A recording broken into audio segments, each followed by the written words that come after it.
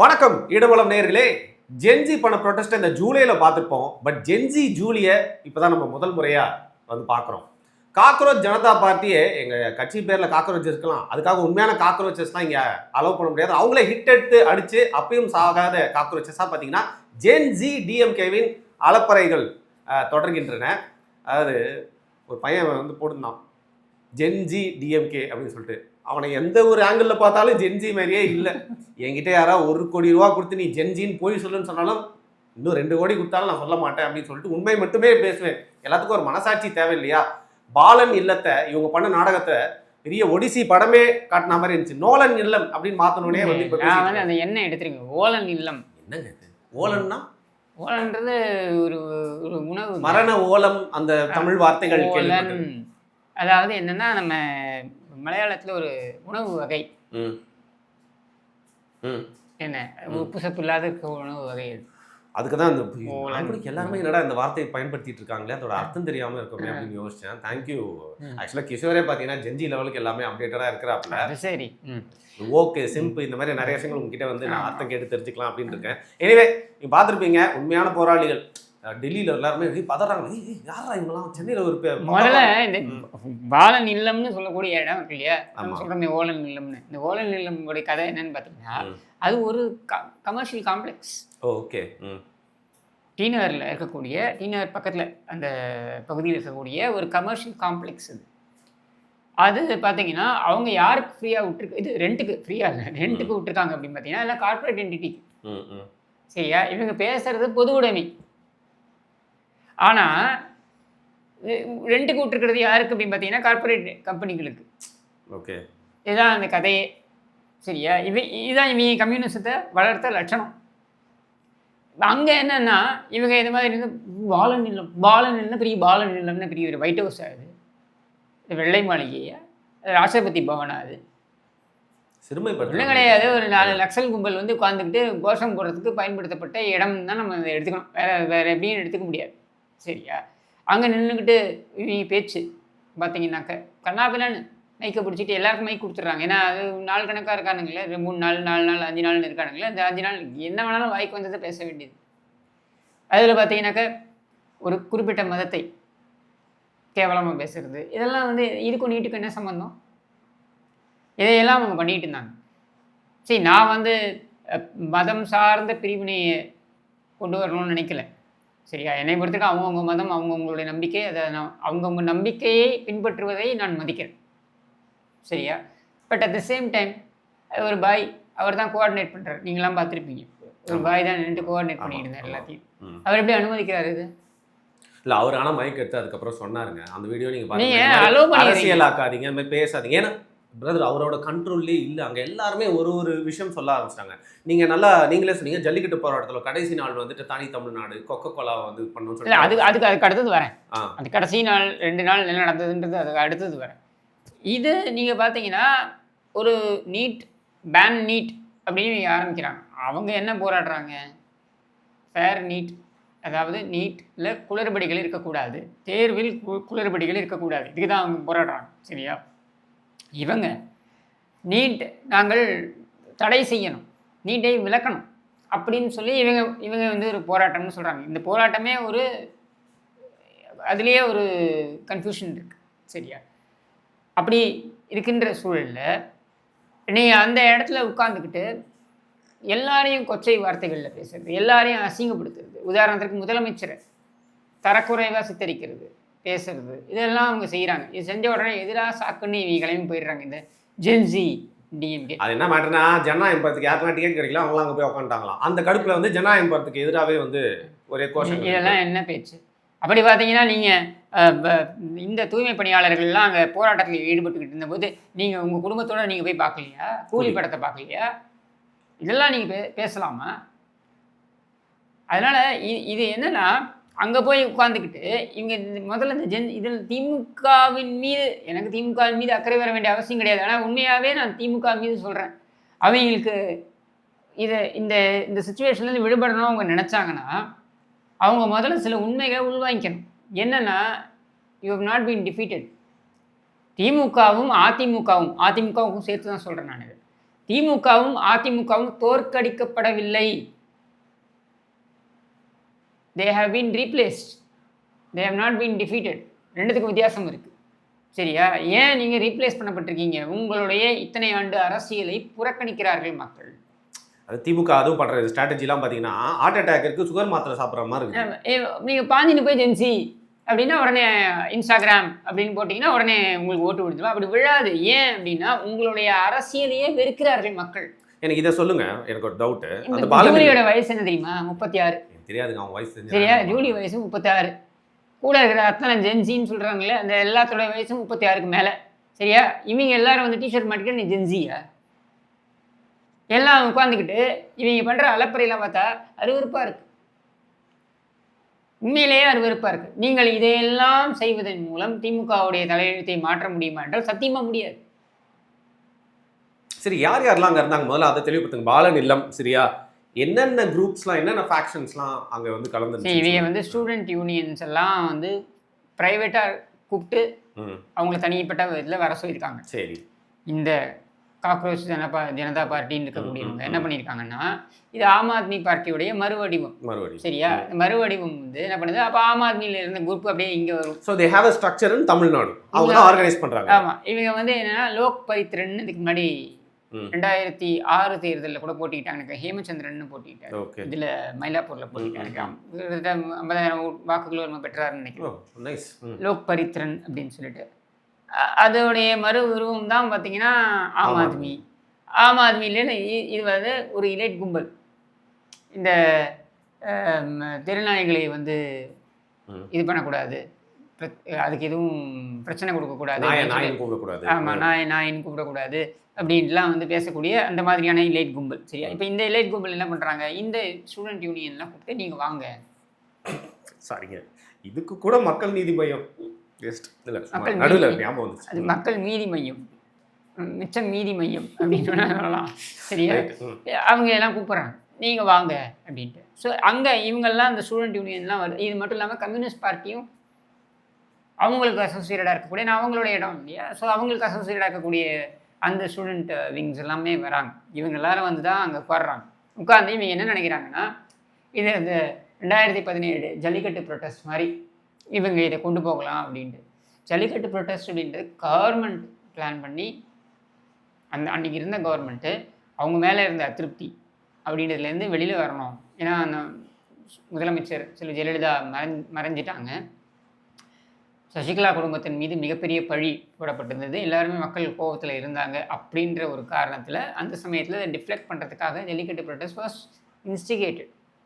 ஆனாலும் அங்கேயும் பார்த்தீங்கன்னாக்க அப்போ இருந்த முதலமைச்சர் பன்னீர்செல்வத்தையும் மிக மோசமாக தரக்குறைவாக சித்தரிச்சுலாம் அங்கே படங்கள்லாம் விற்கப்பட்டிருந்தது, பேசப்பட்டது. சசிகலா அவர்களை வந்து மோசமாக பேசி இந்த ஜூலியே அப்படி தான் பிரபலமாச்சு, தெரியும்ல உங்களுக்கு. அதே மாதிரி அந்த இது பேர் என்ன, பிரதமர் பற்றி மோசமாக பேசி இவங்க அந்த அரசியலை திரும்பி கொண்டு வரணும்னு பார்க்குறாங்க. இவங்க ஒன்று புரிஞ்சிக்க மாட்டேங்கிறாங்க. அந்த அரசியலை நீங்கள் பயன்படுத்தி பல தேர்தல்களே வெற்றி பெற்று விட்டீர்கள், முடிஞ்சிருச்சு. சரியா? அவங்களுடைய இதிலே ஸ்டாலினுடைய இதிலே சொன்னோன்னா முடிஞ்சிருச்சு. சரியா? இப்போ நீ அதே அரசியல் திருப்பி மோடி அப்படின்ற ஒரு பூகி மேன்னு சொல்லுவோம் ஆங்கிலத்தில். அதாவது மோடிங்கிற அந்த பூச்சாண்டியை காண்பித்து நீ வந்து திரும்ப அதே அரசியலை பண்ணலாம்னு நினச்சா அது இது இல்லை. Because you have been replaced by somebody who has better reach. உங்களை விட மக்கள் மத்தியில் செல்வாக்கு அதிகம் கொண்ட ஒரு நபர் உங்களை மாற்றி அவர் வந்து அமர்ந்திருக்கிறார். உங்களை தோற்கடித்தல்ல, உங்களையே மாற்றி அங்கே வந்து மாற்றமாக வந்து அமர்ந்திருக்கிறார். புரிஞ்சுதா? அப்படி இருக்கும் பொழுது திரும்ப திரும்ப அதே இதை ஆரம்பிக்கணும்னு முயற்சி பண்ணுறாங்க. அந்த முயற்சியின் ஒரு பகுதி தான் இந்த திமுகலேருந்து இந்த கேங்கு போய் ஜென்சின்ற இந்த ஜென்சி கேங் இருக்கு இல்லையா, ஓஜி திமுகவுக்கும் அதுதான் வந்து கூட தாவேக்கால கூட சொல்லுவாங்க ஓஜி கொத்தூஸ் விசஸ் ஜென்சி கொத்தூஸ் அப்படின்னு சொல்லிட்டு. ஏன்னா அந்த ஓஜின்றது ஒரிஜினல் திமுக காரங்களாக இருக்கக்கூடிய அந்த கொத்தடைமைகளுக்கும் இந்த ஜென்சி கொத்தடைமைகளுக்கும் இருக்கக்கூடிய, இவங்க ஜென்சியே கிடையாது. சரியா? இதெல்லாம் வந்து moving towards 40 or maybe even 40+. You cannot be Gen Z. Inbanithi வந்தால் தான் ஜென்சி கணக்கில் வரும். இன்பநிதியை கூட இப்போ ஜென்சி கணக்கில் வருவாரான்னு தெரியாது எனக்கு. ஓ ஓகே. சரியா? அப்படி இருக்கும் பொழுது நீ எப்படி இதில் வருவ? இந்த ஒரு சூழலில் தான் வந்து இவங்களை கொண்டு வந்து ப்ரொஜெக்ட் பண்ணி நீங்கள் யோசிச்சு பாருங்களேன். ஸ்பெக்ட்ரம் ராஜா ஒரு காலத்தில், நான் சொல்கிறது ஒரு 10 ஆண்டுகளுக்கு முன்னாடி ஸ்பெக்ட்ரம் ராஜா பேசுகிறத வந்து கேட்கறதுக்கு ஆள் இருந்தாங்க. நீங்கள் யார் கேட்குறாங்க? ஸோ ஐ திங்க் ஜெயகடா இஸ் த ஒன்லி ஜென்சி இல்லை? அஃப்கோர்ஸ் இந்த பேர் வச்ச காலகட்டத்தில் வந்து இப்போ ஜெயகடாலேருந்து எடுத்தீங்கன்னா யா இந்த எருமகடாலாம் ஜென்சி கிடையாது. அதுதான் நான் சொல்கிறேன். சரி, எருமகடா ஜெயகடா, ஓகே புரியுது. சரியா? இப்போ இவங்களை கூட்டு வந்து நீங்கள் வந்து இப்போ காமெடி பண்ணிக்கிட்டு சுற்றுறீங்க. அது மட்டும் இல்லாமல் இந்த நீட்டை வச்சு நீங்கள் என்ன தான் ஆர்கியூமெண்ட் வச்சு நீங்கள் என்ன தான் இது பண்ணாலும் மக்கள் மத்தியில் இது எடுபட போகிறது இல்லை. உங்களுடைய அக்கறை நீட்டும் கிடையாது. அங்கே இருக்கிறவங்க யாருக்குமே நீட்னா என்னன்னு தெரியாதுங்க. ஒரு கூட்டம் நடந்துச்சு, யார் ரஞ்சித் நடத்தின கூட்டம், வெற்றிமாறன் வந்து பேசுகிறாப்புல. இந்த வீடியோவை நீங்களே பாருங்கள். இவனுடைய நண்பராக 1176 நண்பருடைய மகன் 1176 நினைக்கிறேன். அது அனிதா பெற்ற மார்க். யார் அனிதான ஒரு இவங்க இறந்து போனாங்களே, அவங்க பெற்ற மார்க்கு. எப்படி கதை வசனத்தை உருவாக்குறான் பாருங்க. அவங்க வந்து 2018க்கு முன்னால் வாங்கின ஸ்கோர் அது. 2017 2018க்கு அப்புறம் நீங்கள் பார்த்தீங்கன்னா 600 தான் டோட்டல். இப்போ எங்கேருந்து 1200 வந்தது? யாரை ஏமாத்துறீ? இந்த வருஷம் என்னுடைய நண்பருடைய மகன் நின்றான். உன் நண்பரோட மகன் இந்த வருஷம் 1200 மார்க்குக்கு எழுதுவானா? 600 மார்க்குக்கு தான் இருக்குது டோட்டலே. எப்படியெல்லாம் புழுகிறானுங்க பாருங்க. அங்கே இருக்கிற நிறைய இதுக்கு இப்படி தான் எங்களை வர சொன்னாங்கோ போராட்டத்திற்கு, அதுக்கப்புறம் வந்து எங்களை உட்கார சொன்னாங்கோ, இப்போ போக சொன்னால் என்ன அர்த்தம்னா யாருக்கிட்டாலும் வந்துடுவிய? முதல்ல அவனுக்கு நீட்னா என்ன, ஃபுல் ஃபார்ம் என்னன்னு தெரியுமா? அப்போ இதெல்லாம் வந்து எதுவுமே தெரிஞ்சிக்காம எதிர்க்கணும் அப்படின்னா, ஏன்னா 2017 இவங்க இதுக்கே படுத்தப்பட்டு விட்டார்கள். போராட்டம், எதுக்கு எடுத்தாலும் ஒரு போராட்டம், எதை எடுத்தாலும் ஒரு போராட்டம், மோடி எதிர்ப்பு. They are use to it. இதை கடந்து அவங்களுக்கு வேற எந்த அரசியலையும் இவர்கள் கற்பிக்கவில்லை. முக்கியமாக திமுக. இன்னைக்கு அதோடைய பலனை திமுக அனுபவிக்கிறது. ஏன்னா அரசியலை உன்னோட பெட்டராக விஜய் பண்ணிட்டு போறாரு. இல்லைங்க, ஆனால் இங்கே நாம் தமிழ் கட்சியை சேர்ந்தவங்களும் வந்திருந்தாங்க, கம்யூனிஸ்ட் கட்சியை சேர்ந்தவங்க, இந்த மாணவர் அமைப்பு, அதுக்கப்புறம் அந்த ஜென்சி. நாம் தமிழர் நீங்கள் எந்த கேட்டகரியில் எடுப்பீங்க? அதாவது அற்புதமான வாய்ப்புகளை எல்லாம் கோட்டை விடுகின்ற ஒரு இயக்கமாக தான் நான் நாம் தமிழரை பார்க்குறேன். சரியா? தமிழகத்தின் 3வது பெரிய அரசியல் கட்சியாக உயர்ந்த நாம் தமிழர் இன்னைக்கு எங்கே வந்து நிற்குது? பாரிசாலன் கூட சண்டை போட்டுக்கிட்டு இருக்காங்க. சரியா? இங்கே தான் வந்து அவங்களுடைய அரசியல் அவ்வளவுக்கு வந்து சுருங்கிடுச்சு. சரியா? நான் அவங்கள சிறுமைப்படுத்தணுன்றதுக்காக இதை நான் சொல்லலை. எனக்கு சீமானன் மேலே நிறைய மரியாதை உண்டு, மதிப்பு உண்டு, அது வேற விஷயம். பட் எங்கே கொண்டு வந்து நீங்கள் எடுத்திருக்கீங்க? எதை எடுத்தாலும் எதிர்க்கிறது, எதை எடுத்தாலும் அது ஒரு சதித்திட்டம் இருக்கிறது, அதுக்கு பின்னால் ஒரு சூழ்ச்சி இருக்கிறது அப்படின்னு. இது யூடியூப் சேனலில் பேசுறதுக்கு வேணால் நல்லா இருக்கலாம். Conspiracy theory behind every thing அப்படின்றது வந்து மேபி இன்ட்ரெஸ்டிங் டு. என்னோட காணொலிக்கிலேயே வந்து நாம் தமிழர் கட்சிக்கு தோல்விக்கு நீயும் ஒரு காரணம். அவன் நான் ரொம்ப பெரிய ஆளுன்னு நான் நினச்சிக்கிட்டேன். சீரியஸாக இல்லைங்க, உங்களுக்கு எது கவலைப்படாதீங்க. பாரிசாலன் அடுத்தது உங்களுக்கு எதிராக அரசியல் பண்ணுவாங்க. சரியா? ஏன்னா அந்த அளவுக்கு அவங்க வந்து அவங்க சுருக்கிக்கிறாங்க. கண்மூடித்தனமான விஜய் எதிர்ப்பு, கண்மூடித்தனமான மோடி எதிர்ப்பு, இதெல்லாம் வந்து உங்களை ஒரு கட்டத்து வரைக்கும் உங்களை கொண்டு போகும். ஒரு கட்டத்துக்கு மேலே உங்களோட பெட்டராக ஒரு பிளேயர் வரும்பொழுது நீங்கள் எல்லோருமே காணாமல் போய் விடுவீர்கள். அதுதான் நடக்குது. இப்போ திமுகவும் நாம் தமிழர் கட்சி போன்றவர், அட்லீஸ்ட் நாம் தமிழர் கட்சியாவது நாங்கள் ஆட்சியில் அனுபவித்தது கிடையாது அப்படின்ற ஒரு பாயிண்ட்ல அவங்க ஸ்ட்ராங்காக நிற்கலாம். கரப்ஷன் இல்லை எங்கள்ட்ட ஆட்சி அனுபவித்தது கிடையாது. இப்போ அது 2016 நாங்கள் கத்திக்கிட்டே இருக்கோம். எங்களுக்கு என்ன முயற்சிங்க நீங்கள்? 2010 இருந்தால் எப்போ அவங்க கட்சி எப்போ ரெஜிஸ்டர் ஆச்சோ அப்போலேருந்து நாங்கள் கத்திக்கிட்டே இருக்கோம். எங்களை எப்போ முயற்சிங்க? 16 வருஷமாக நாங்கள் கத்திக்கிட்டு இருக்கோம். எங்களுக்காக ஏதாவது பண்ணிங்களா அப்படின்னு அவங்க கேட்கறதுக்கான அவங்கள்ட்ட அந்த நியாயம் அவங்க பக்கம் இருக்குது. திமுகவுக்கு அதுவும் இல்லை. நீங்கள் ஆட்சி அனுபவிச்சிருக்கீங்க. 3 மாதம் வரைக்கும் நீங்கள் தான் ஆட்சியில் இருந்தீங்க முன்னாடி வரைக்கும். சரியா? அப்படி இருக்கும்பொழுது உங்களை ரீப்ளேஸ் பண்ணிட்டான். தாவேகா உங்களை ரீப்ளேஸ் பண்ணிடுச்சு. விஜய் உங்களை விட செல்வாக்கு மிகுந்த ஒரு நபராக இருக்கிறார் அப்படின்ற ஒரு சூழலில் நீங்கள் திமுக அதிமுக, அதாவது திமுக அதிமுகவை தோற்கடிக்கும், இல்லை அதிமுக திமுகவை தோற்கடிக்கும் அப்படின்னும் பொழுது நீங்கள் செய்த அரசியலையே நீங்கள் மீண்டும் மீண்டும் செய்வீர்கள் என்றால், இல்லை அதையே நீங்கள் விஜய்க்கு எதிராக செய்ய முடியும் என்றால் கண்டிப்பாக நீங்கள் தோற்று போவீர்கள். சரி, அப்போ இந்த சிஜேபி வந்து இதை முடிச்சுக்கலாம், இங்கேருந்து போகலான்னு சொல்றாங்க. அப்போ என்ன சொல்லிட்டு இங்கேருந்து அந்த திமுகவை சார்ந்தவங்கலாம் திமுக சார்ந்தவங்க மட்டும் இல்ல, ம். ஐயோ ஒரு ஸ்டூடெண்ட் யூனியன் குரூப்பே உட்காந்துருக்கு. என்ன சொல்றாங்க? அவங்களை பொறுத்த வரைக்கும் நீங்க கூப்பிட்டா நாங்க வரணும், நீங்க போனா நாங்க போகணுமா அப்படின்றதுதான். முதல்ல நீ என்ன டேர்ம்ஸ் அண்ட் கண்டிஷன்ஸ் தெரிஞ்சுட்டா நீ வந்திருக்கணும். கூப்பிட்டா வந்துருவியா? யார் போராட்டம் கூப்பிட்டாலும் வந்துட வேண்டியது கோஷம் போடுறதுக்கு. அப்ப இப்படித்தான் அவனை மதிப்பாங்க. அதுக்கப்புறம் ரொம்ப ஃபோர்ஸ் பண்ணி எல்லாரையும் அனுப்புறாங்க. அனுப்ப வேற வழி கிடையாது. நீ 10 நிமிஷத்துல கிளம்புன்றாரு. ஒரு மைக்கு பிடிச்சது கம்யூனிஸ்ட்காரர் சொல்றாரு, எனக்கு அதெல்லாம் தெரியாது, எங்க பில்டிங் இது, நீங்க வந்து தனியா ஒரு இயக்கம் ஆரம்பிச்சுக்க, நீ தனியா ஒரு கட்டடம் கட்டிக்க, அங்க நீ போராட்டம் பண்ணிக்க. ஏங்க மேலே கார்பரேட்லாம் வாடகைக்கு இருக்காங்க, அவன்லாம் வந்து சொல்ல மாட்டானா எங்களுக்கு டிஸ்டர்பன்ஸாக இருக்கு, நியூசன்ஸாக இருக்குன்னு சொல்ல மாட்டானா? நீ 4 நாளைக்கு பண்ணலாம், நீ நாட்கணக்காக பண்ணால் ஒத்துப்பானா? யோசிச்சு பாருங்க. அவங்க எல்லாம் கேட்பாங்கல்ல, கேள்வி கேட்பாங்கல்ல. ஏன்னா இவங்க என்ன, இது பாலன் இல்லம்ன்றது இவங்க பெரிய பாலன் இல்லம் இவங்க ஒரு பரப்புரை பண்ணுறாங்களே, அது ஒரு ஒரு தியாகத்திற்கான அடையாளமும் கிடையாது. அது கிரேரி கார்பரேட்டுகளுக்கு வாடகைக்கு விடப்பட்டிருக்கின்ற ஒரு பில்டிங். அது கீழே கார் கராஜ் இருக்குல்ல, அந்த இடத்துல ஒரு ஸ்பேஸ், ஒரு 2000 பேரை நீங்கள் அகாமடேட் பண்ணுற அளவுக்கு ஒரு ஸ்பேஸ், அவ்வளவுதான். கார் பார்க்கிங் இடத்துல அவன் விடுவானா? கம்பெனிக்காரங்க கேட்க மாட்டானா கேள்வி? அதனால அவங்க காலி பண்ணுங்கன்னு சொல்கிறாங்க. அது மட்டும் இல்லாமல் அவங்க இந்த ஆட்சிக்கு ஆதரவு கொடுத்துக்கிட்டு இருக்காங்க. இப்போ இந்த ஆட்சிக்கு ஆதரவு கொடுத்துக்கிட்டு இந்த ஆட்சிக்கு எதிராக, அங்கே விஜய்க்கு எதிராக எப்படியெல்லாம், முதலமைச்சர் விஜய்க்கு எதிராக எப்படியெல்லாம் அங்கே பதாகைகள் வைக்கப்பட்டது நம்ம எல்லாருமே பார்த்தோம். ஒரு நடிகையோட ஃபோட்டோவையும் தேவையில்லாமல் எடுத்து வந்து இதெல்லாம் தப்பு இல்லை. இந்த மாதிரி வேலையெல்லாம் வந்து இவங்க செய்கிறதுனால தான் இவங்களுக்கு மரியாதையெல்லாம் போகுதுன்றதே இவங்க அவங்க அந்த மைண்ட் செட்டே அவங்களுக்கு இல்லை. அவங்க திரும்ப திரும்ப அதிமுக திமுக அரசியல் அந்த மைண்ட் செட்லேயே அவங்க இருக்காங்க. டேய், நீங்கள் தோற்கடிக்கப்படலடா, நீங்கள் ரீப்ளேஸ் பண்ணப்பட்டிருக்கீங்க. முதல்ல அதை புரிஞ்சுக்கங்க. ஓரளவுக்கு அதிமுக அதை புரிஞ்சுக்கிச்சு, ஏன் அதையே இன்னும் புரிஞ்சிக்கல?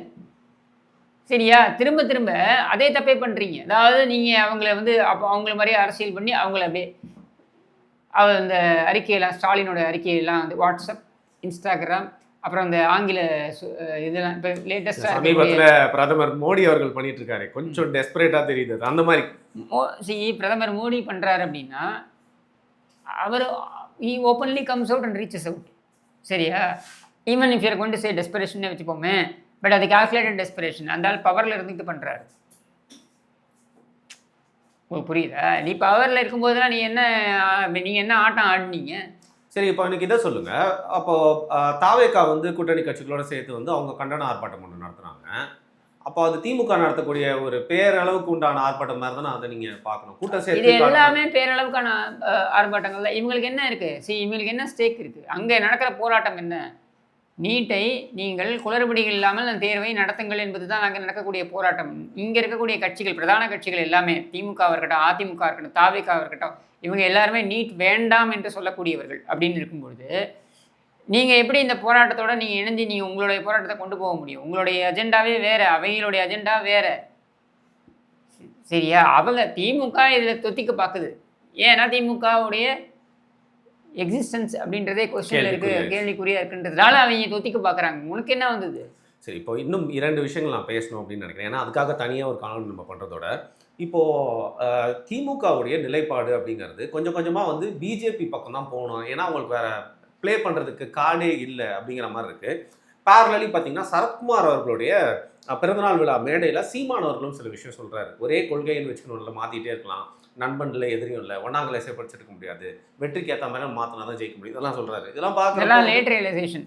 சீமான் அவர்கள் 2026க்கு முன்னால் இப்படி யோசித்திருந்தார், 2026 தேர்தலுக்கு முன்னால் இப்படி யோசித்திருந்தால் கண்டிப்பாக அவர் ஒரு மாற்றத்திற்கான ஒரு ஒரு ஒரு அடிப்படை காரணமாக அவர் முக்கியமான காரணியாக அவர் இருந்திருப்பார்.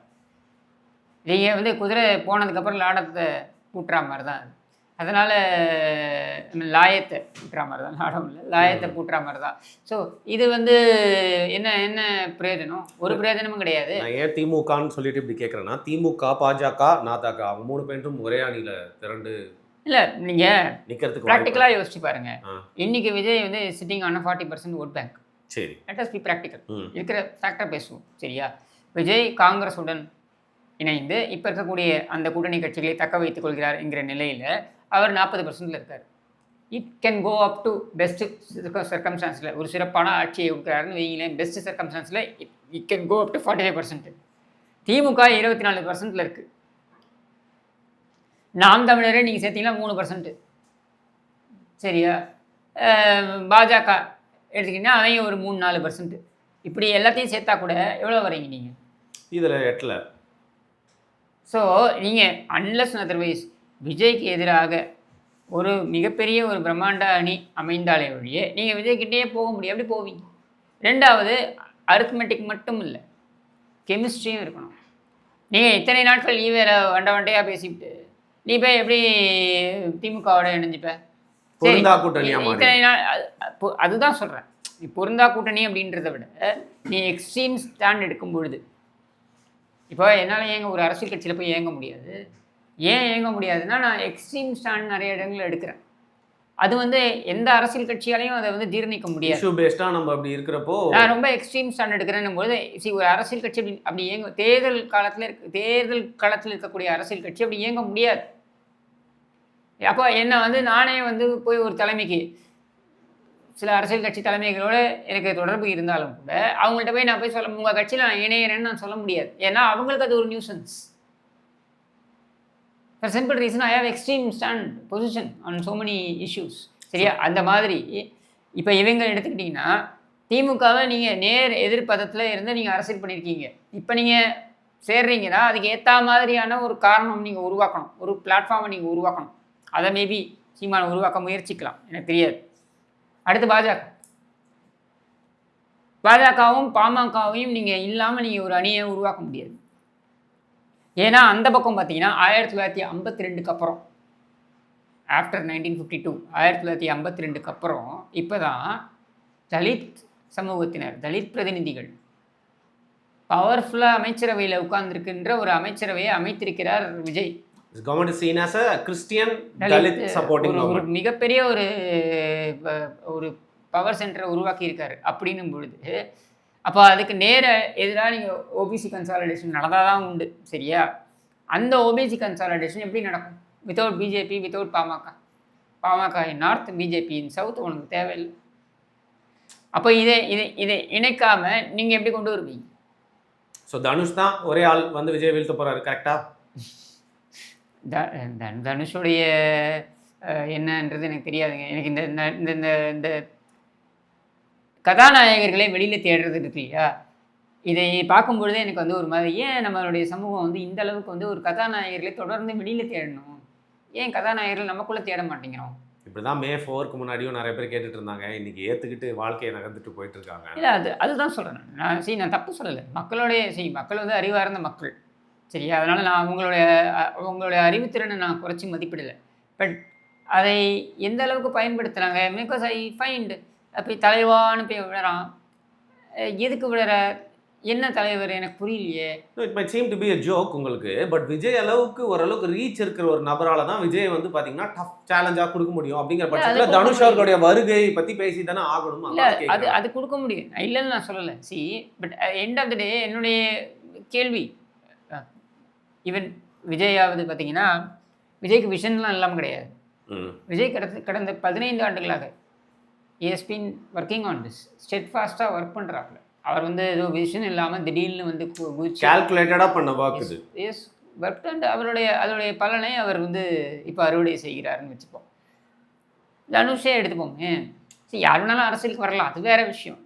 பட் அவங்க கேரிகேச்சரிங்காக இருக்கட்டும், அந்த பாஸ்டரிங்காக இருக்கட்டும், அந்த பஞ்ச் டைலாக் பேசுகிறதா இருக்கட்டும், இதில் பார்த்தா நமக்கு வந்து ஒரு மேபி நான் பயஸ்டாக இருக்கேனா எனக்கு தெரியல, ஒரு இரிட்டேஷன் ஃபேக்டராக வருது. ஏன் இந்த மக்களுக்கு வந்து எல்லாரையும் பார்த்து தலைவான்னு போய் விழுது? ஏன் அவங்களுக்குள்ளே தேட மாட்டாங்களா? உனக்குள்ளே ஒரு கதாநாயகன் இருக்கா, நீ தேட மாட்டியா? உங்களே ஒரு டேலண்ட் இருக்குது, உனக்குள்ளே ஒரு கதாநாயகன் இருப்பான், அதையே நீ தேட மாட்டேங்க. ஏன் வெளியில் இருக்கக்கூடிய திரையில் இருக்கக்கூடிய கதாநாயகனை தேடி ஓடுற? ஒரு காலத்தில் திரை அப்படின்றது பல தகவல்களை மக்கள் முன்னாடி கொண்டு போய் சேர்ப்பதற்கு அது தேவையாக இருந்தது. சுதந்திர போராட்ட காலத்திலேருந்து நீங்கள் பார்த்தீங்கன்னாக்கா ட்ராமாக்கள் அப்படின்றது மூலம் மக்கள்கிட்ட கொண்டு போய் தகவல்களை கொண்டு சேர்க்கறது அப்படின்றது அவசியமாக இருந்தது. சரியா? பட் இப்போது இந்த காலகட்டத்துலேயும் இன்றைக்கி இவ்வளோ டெக்னாலஜி வெளில வந்துருச்சு, ஏஐ வந்துருச்சு, ஏதோ வந்துருச்சு. என்ன இன்ஃபர்மேஷன் வந்து உனக்கு எந்த இடத்துல வேணால் முன்னாடி இப்போ நான்லாம் ஓல்டு ஸ்கூல், எனக்கு ஒரு புக்கு வாங்கணும், அந்த புக்கை படிக்கணும், அந்த புக்கை திறந்து அதிலே நோட்ஸ் எடுத்துக்கணும், அதெல்லாம் பண்ணால் தான் என் மண்டையில் ஏறும், என் மண்டையில் ஏறும், சரியா? பட் இன்றைக்கி பேக் ஆஃப் தி ஃபார்மில் எல்லாமே வந்துருச்சு. வந்துருச்சு, அது வந்துருச்சு, இது வந்துருச்சு. இப்போ நீ எவ்வளோ இன்ஃபர்மேஷன் எங்கேருந்து வேணாலும் எடுக்கலாம், எந்த சப்ஜெக்ட் எங்கேருந்து வேணாலும் எடுக்கலாம். ஆனால் இப்போவும் நீ தலைவான்னு அவனுக்கு பால் அபிஷேகம் பண்ணுற, அவனை போய் கும்பிடுற, அவங்காலில் போய் விழற, உன் குழந்தைய போய் அவங்காலில் விழ வைக்கிற. சரி, அடுத்த ஜென்ரேஷன் நீ கிரியேட் பண்ணிட்டு போகிற. இதான் சரி. நான் பெற்றோர் என்ன செய்கிறார்களோ அதை அப்படியே பின்பற்றுவார்கள் குழந்தைகள் ஓரளவுக்கு, சரியா? இதுதான் போல இருக்குது, இதான் சரி போல. எங்கள் அப்பா அம்மா கோவிலுக்கு போவாங்க, எங்கள் அப்பா வந்து என்ன லைப்ரரிக்கு கூட்டிட்டு போய் விட்டாரு, எங்கள் அப்பா அம்மா கோவிலுக்கு போவாங்க, புக் ஃபேருக்கு கூப்பிட்டு போவார், அப்போ வீக்கெண்ட் அப்படின்னு வந்தால் பீச்சுக்கு கூப்பிட்டு போவாங்க. இதெல்லாம் தான் என்டர்டெயின்மெண்ட் நான் நினச்சேன். எப்போது 6 மாதத்துக்கு ஒரு முறையோ 10 மாதத்துக்கு ஒரு முறையோ, அதுவும் எங்கள் அப்பா கூப்பிட்டு போக மாட்டார். எப்போது எங்கள் பாட்டி அவங்கெல்லாம் சேர்ந்து இந்த படத்தை கூப்பிட்டு போகிறேன்னு போவாங்க. வீட்டு பக்கத்தில் அது உதயம் தியேட்டர், அதெல்லாம் அப்போ பெரிய டிஸ்டன்ஸ் அது, சரியா? அவங்க கூப்பிட்டு போவாங்க, போய் படம் பார்ப்பது 6 மாதத்துக்கு ஒரு வாட்டி, அப்படி தான், சரியா? ஸோ அதுதான் வழக்கம் போல் அப்படின்னு நான் வளர்ந்து வந்தேன். இப்போ இன்றைக்கி இருக்க இது பாருங்கள், வீக்கெண்டான படம் அப்படின்றது வந்து இங்கே it has become the norm, சரியா? அப்போது இந்த இடத்துல வந்து பசங்களை இந்த மாதிரி அடுத்த பசங்களை, அடுத்த ஜென்ரேஷன், நீ இவனுக்கு, நான் ரஜினிக்கு இருந்தேன், சூப்பர் ஸ்டாருக்கு இருந்தேன், நீ விஜய்க்கு இரு, உன் பையன் வந்து தனுஷுக்கு இருப்பான், அவன் பையன் வந்து பிரதீப் ரங்கனா அவனுக்கு இருப்பான், அதுக்கு அடுத்தது, இப்படியே நீங்கள் கொண்டு போவீங்க அப்படின்னா இதுக்கு எண்டு தான் என்ன? சரி, ரைட், நம்ம எண்டுக்கு வந்துடுவோம். இப்போ கரூரில் வந்து பார்த்தீங்கன்னா பாதிக்கப்பட்டவங்களுக்கு எல்லாருக்குமே குடும்பத்துக்குலாம் வந்து அரசு வேலை கொடுத்தாங்க. இப்போ வந்து கோர்ட்டு ரத்து செஞ்சிருக்கு. ஸோ அது குறித்து அது நான் I was first person to tweet and say தவறான முடிவு. இன்ஃபேக்ட் கோர்ட்டு கேட்டிருக்கு. ஒரு பஸ்ஸில் ஒருத்தவங்க போகிறாங்க, அரசு பேருந்தில் போகிறாங்க, அவங்க வந்து அடிபட்டு ஒரு விபத்தில் இறந்துடுறாங்கன்னு வைப்போம், அவங்களுக்கெல்லாம் அரசு வேலை கொடுத்துருவீங்களா? இது ரொம்ப தவறான ஒரு வழிமுறை. இதை நான் சுட்டி காமிச்சேன். தவறான ஒரு முன்னோடியை ஏற்படுத்துகிறார். ஏன்னா அது கட்சி கூட்டம்.